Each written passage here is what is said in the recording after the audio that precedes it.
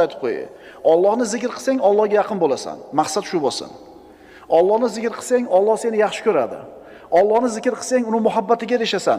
Mana shu maqsadda zikr qil. Undan keyin keladigan narsalar Allohning hadiyasi deb qara. Ha, mana zikrni moncha aytsam, mana bo'lar ekan, mo duoda moncha o'qisam, mana bo'lar ekan degan niyatda aytib qo'ysang, unda adashasan.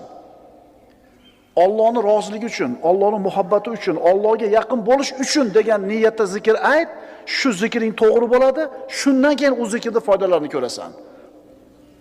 Kim Alloh uchun 40 kun taqvo qilsa, uni tilidan hikmat chashmalari otilib chiqadi degan hikmatni eshitdi bir odam. 40 kun Alloh uchun taqvo qildi nazarida. Lekin 40 kun o'tgandan keyin tilidan hikmat chashmalari otilib chiqmadi. Otilib chiqmadi-yu dedi, sendan otilib chiqmaydi deyildi. Chunki u taqvoni Allohni rozi qilishi uchun emas,